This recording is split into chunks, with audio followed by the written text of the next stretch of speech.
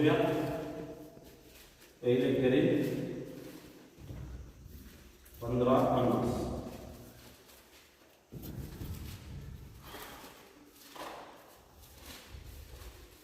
हे भाइयों, मैं ये कहता हूँ कि मांस और लहू परमेश्वर के राज्य के अधिकारी नहीं हो सकते और न नाशवान अविनाशी का अधिकारी हो सकता है. परमेश्वरचं वचन सांगते की मांस आणि रक्त हे देवाच्या राज्यामध्ये प्रवेश करू शकत नाही. ते त्यांचं वतन होऊ शकत नाही. तर मग कोण होईल? कोण होईल? कोणाला देवाचं राज्य प्राप्त होईल? पुढे वाचा. नाशवान व अविनाशी का अधिकारी हो सकता है. मराठीत वाचा.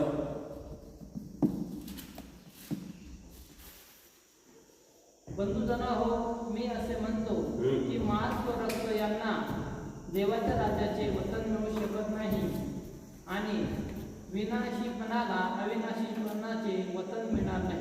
मग पहा बंधुजनो, मी तुम्हाला असं सांगतो की मांस आणि रक्त यांना देवाच्या राज्याचं वतन मिळणार नाही.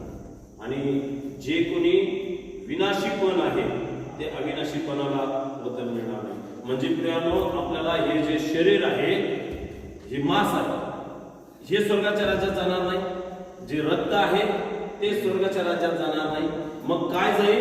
तर आत्मा, जो देवाने दिलेला आत्मा, तो देवाच्या बरोबर स्वर्गामध्ये जाईल, जो त्यामध्ये वर घेतला जाईल. म्हणून आपल्याला आत्म्याने जन्म घेणं गरजेचं आहे. कसं? शरीराने झालेलं आहे तर शरीराने आपलं शरीर स्वर्गामध्ये जाणार नाही. रक्ताने झालेलं आहे, रक्त आपल्या स्वर्गामध्ये जाणार नाही. मग आता आपल्याला आत्म्याने जन्म घेणं गरजेचं आहे. जोपर्यंत आपला आत्म्याने जन्म होत नाही तोपर्यंत आपण स्वर्गामध्ये जा. स्वर्गामध्ये डायरेक्ट न जाताना एक सुखलोक किंवा अधोलोकापर्यंत आपण पोहोचू शकत नाही. सुखलोक आणि अधोलोकापर्यंत जर आपण गेलो नाही तर त्याच्या पुढे तर जाऊ शकणार नाही. म्हणून आपल्याला आत्म्याने जन्म घेणं गरजेचं आहे. असं येशू ख्रिस्त कोणाला सांगत आहे?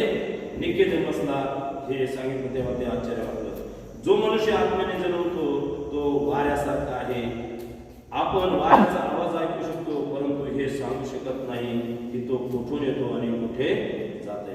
याच प्रकारे देहाने जन्मलेला माणसे आत्म्याने जन्मलेल्या मनुष्याला पाहू शकत नाही.